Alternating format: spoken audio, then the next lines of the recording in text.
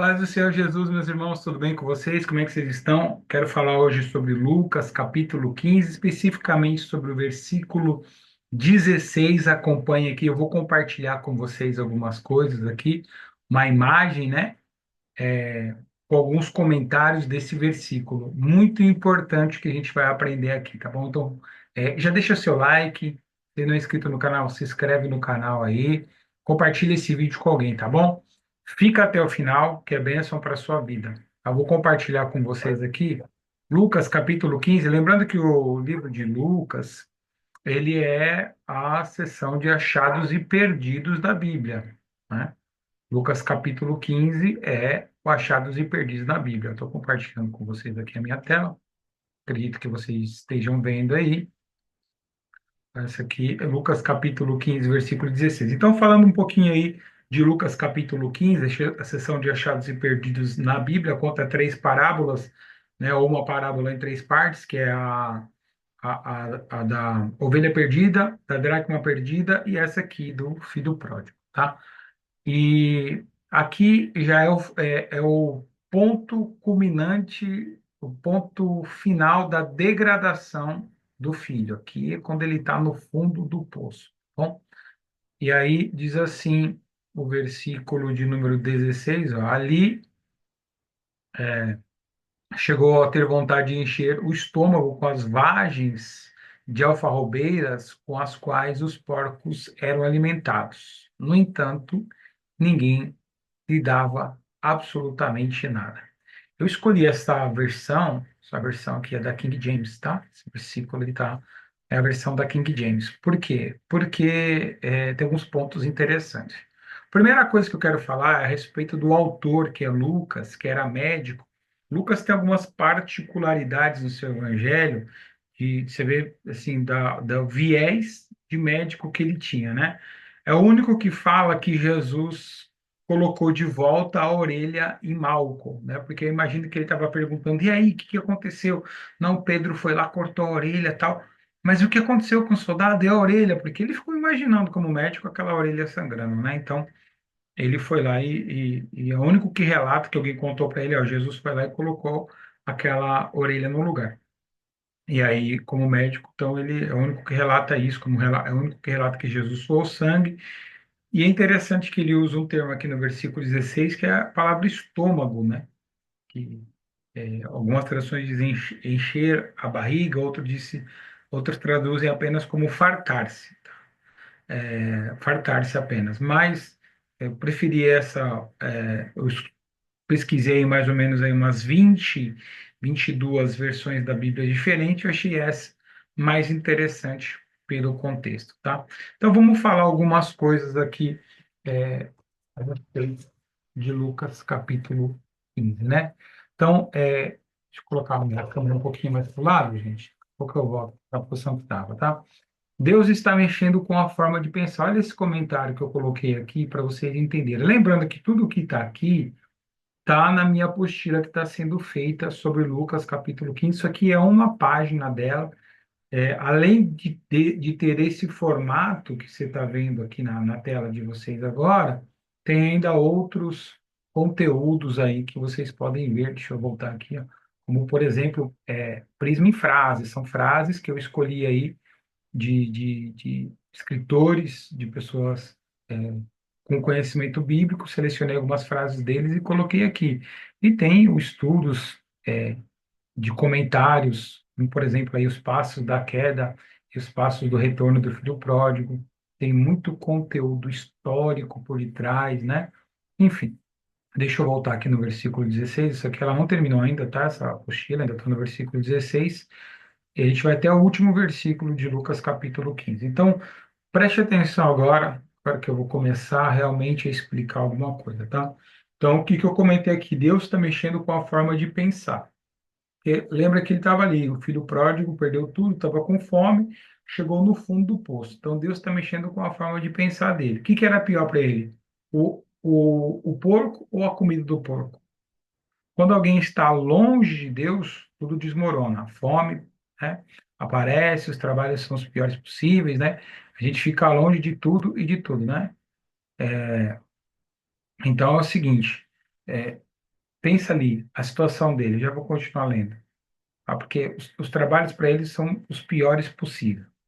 Ninguém ia dar nada para ele. Olha só a situação que esse moço foi parar. O que que era pior? O porco ou a comida? Não tinha pior, era tudo pior, tá? Ninguém vai ajudar, ninguém dá nada para essas pessoas. Quando a gente está longe do Pai, vou colocar aqui que acho que fica maior para vocês lerem. O porco ou a comida, quando alguém está longe de Deus, tudo desmorona, a fome aparece, os trabalhos são os piores possíveis. Outra coisa que mostra que estamos longe de Deus é que ninguém nos ajuda, tá? Ninguém sente pena da gente. Gente, normalmente, até quando a gente está junto de Deus, as pessoas não têm muita misericórdia, não. Ainda mais para quem está longe de Deus. Então, a situação dele era terrível, né? Ninguém vai nos dar nada enquanto estivermos longe de Deus, porque estaremos longe da casa de misericórdia. Então, olha a situação dele, tá? Olha a situação dele. E aí, aqui embaixo, eu escrevi, coloquei algumas coisas, a gente já vai ver esses versículos também aqui, mas olha só que interessante isso aqui, ó. Da altura em que se encontrava, ele havia caído assim tão baixo. Estava aqui, ó, casa do pai, tudo do bom e do melhor. E de repente esse cara agora está no lugar mais baixo. Ninguém lhe dava nada. Por quê? Ó, no campo do diabo, nada é de graça. No campo do diabo, se você quer alguma coisa, você tem que comprar. E o preço é terrível. Tá? Com Deus, o preço é a graça, é a misericórdia. A graça é de graça, né? Com o diabo, não. Então, as pessoas preferem enganosamente servir o diabo, mas o preço que ele vai cobrar é muito caro. Tá? Ele queria pecar sem ter que prestar conta a ninguém, bem longe do Pai e das pessoas que desprezavam por seu comportamento vergonhoso. Então, as pessoas elas querem se distanciar para viver a vida delas à vontade. Por quê? Ninguém quer estar na casa onde tem regras. As pessoas não querem estar em casa onde tem regras. Eu estava vendo o depoimento de um pastor que ele adotou, junto com a esposa dele, uma menina de rua que tinha, acho que 9 anos. E aí, a menina não aguentou ficar um ano na casa dele e voltou para a rua. Por quê? Porque na casa dele tinha horário para acordar, para dormir, para comer, para tomar banho, e ela preferiu a liberdade, entre aspas, de não ter que ter horário para nada, né? Então, por que que as pessoas muitas vezes se afastam da casa de Deus? Porque elas querem ter a liberdade de fazer o que querem. Eu sempre digo aquela frase, né? Quem é livre para fazer tudo o que quer é escravo do seu próprio desejo. É o caso desse moço. Se tornou escravo do seu próprio desejo, né? E aí ele acabou perdendo tudo, né? Primeira vez na vida dele que ele começa a ser pobre, está experimentando uma situação que ele nunca experimentou, tá? Agora ele possuía apenas uma bolsa vazia, um estômago vazio. E é da mesma forma, todos aqueles que se distanciam de Deus se acabam. O final deles é a alma vazia. Assim como a bolsa do filho pródigo que saiu cheia estava vazia, o estômago dele que saiu cheio estava vazio, a alma dele, que saiu cheia, agora está vazia. Grave isso. Todo distanciamento da casa de Deus se tornará em vazio absoluto da sua alma. Então, e aí, após ser abandonado pelos amigos que cercavam, nos momentos felizes, ele agora se vê obrigado a sobreviver com o que consegue. É forçado a aceitar o emprego mais humilhante que um judeu poderia imaginar: cuidar de porcos. Presta atenção, ele saiu de casa desejando ser invejado pelos outros, mas agora ele tem inveja, né? Ele saiu invejado pelos outros. Agora ele se encontra em situação humilhante, sentindo até inveja do porco. Presta atenção nisso. Ele saiu de casa querendo dizer: todo mundo vai ter inveja de mim. Agora eu tenho dinheiro. Agora eu estou por cima. Agora eu sou independente. Pessoas vão olhar para mim e vão me ver como exemplo. E olha o que ele está vivendo. Ele está vivendo a consequência daquilo que ele plantou e ele está agora, ele está nesse momento sentindo inveja do porco, dizendo até o porco come melhor do que eu, né? Então, a fome acompanha essa humilhação e ele chega a ter inveja dos animais que cuida, especialmente pelas vagens de alfarrobeira que eles consomem. Então, Olha só, quantas coisas estamos tirando de um versículo, hein? Lembrando que essa apostila são todos os versículos de Lucas, capítulo 15. É versículo por versículo, ela é recheada de informações. Mas eu quero dar mais uma informação para você. Lembrando que nós estamos estudando um versículo, olha quantas coisas a gente já aprendeu aqui, tá? Ó, o comportamento do filho mais novo mostra os desejos ruins do pecador e a sua situação desesperadora. Pecar contra Deus é se rebelar contra Ele, desrespeitar sua honra, rejeitar o seu amor e a sua vontade. Pecadores que não se arrependem evitam toda a responsabilidade e prestação de conta a Deus. Mas não tem jeito, naquele grande dia, você pode levar uma vida aqui à vontade, fazendo o que você quer, mas saiba que naquele grande dia você vai prestar conta com Deus de tudo, dos talentos que ele te deu, de tudo, tá? Então, o filho pródigo aqui, ó, ele saiu da casa do pai, não prestar conta de nada, não, né? Então, essas pessoas obstinadas, vão distanciar de Deus, elas negam o seu lugar, elas odeiam, desejam que Deus não existisse, se recusam a amá-lo e vive desonrando Deus. Elas pegam os dons que ele deu e desperdiçam em uma vida de autoindulgência e luxúria desenfreada. Como resultado, ele se encontra espiritualmente falido, vazio, sem ninguém para ajudar, sem direção, enfrentando a morte eterna. Quando todas as estratégias de autoajuda falham, o pecador atinge o fundo do poço. Apenas uma solução para aqueles que, como este jovem, se encontram na situação, e aqui o próximo versículo vai revelar, mas a gente não vai falar dele agora. Tem mais um comentário aqui em cima. Meu mouse está aqui. Para os judeus, os porcos eram um símbolo de degradação. Comer a comida deles era o fundo do poço. A situação do filho foi resumida na frase: ninguém lhe dava nada. Ele estava completamente sozinho, é pródigo, está perdido. Ele quer encher a barriga com as vagens que eram usadas para alimentar os porcos, mas eram praticamente impossíveis de digerir para humanos. Em outras palavras, a única razão pela qual ele não comeu a mesma comida dos porcos é porque ele não podia. Ninguém lhe dava nada. Ele não conseguia nem ganhar a vida pedindo esmola. Sua situação era desesperadora.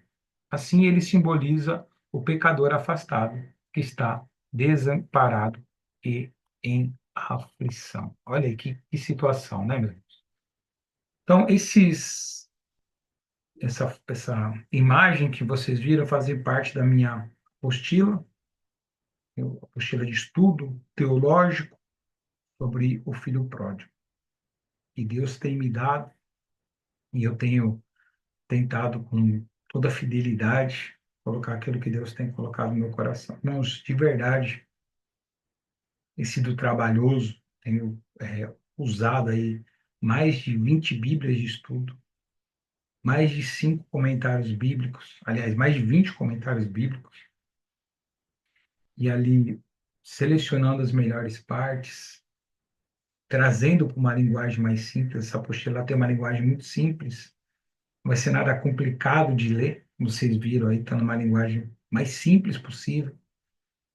É o que eu tenho trabalhado nesses dias para construir essa apostila que vai edificar a sua vida. Para você que é pregador, você vai pegar essa apostila aqui, qualquer página. Eu faço um desafio quando ela ficar pronta, qualquer página que você abrir, você vai ter uma inspiração para pregar um sermão. Tem mais coisa ali, acabei não compartilhando, deixa eu mostrar com vocês aqui outras coisas que tem aqui na apostila. Ó, compartilhar. Essa parte aqui, essa parte do meio aqui, ó, eu coloquei temas, tá? Se você quiser pregar uma mensagem, por exemplo, temática, seguindo dentro desse tema. Então, você vai usar Lucas capítulo 15, versículo 16 como base, e aí você vai ter os outros versículos. Deixa eu ampliar aqui para ficar maior, para vocês verem. Ó, tá vendo aqui? Não ficou tão maior, não, menor. Mas aqui, tem aqui o salário do pecado. Vou colocar do outro modo que estava melhor, eu vou dar uma ampliada aqui para a gente ver melhor. Olha só. Então, eu quero pregar aqui sobre o salário do pecado, morte física, morte espiritual. Aí eu venho aqui, ó, eu tenho Gênesis 3:15 que fala sobre isso. Eu tenho 1 Crônicas 10:13 e tá aqui, ó. Então, eu posso falar de versículo por versículo sobre o salário do pecado, né? E aí, além dessa morte, a vida que o filho pródigo escolheu traz o quê? Separação de Deus. Coloquei todos os versículos aqui que falam de separação de Deus e fala daqueles que foram abandonados por Deus por conta do pecado, tá? Então, tem todas essas referências bíblicas, e referência bíblica é o segredo para você que quer conhecer a Bíblia de verdade, é ler as referências. E aí, eu coloquei do outro lado aqui, ó, aflições por causa do pecado, ó.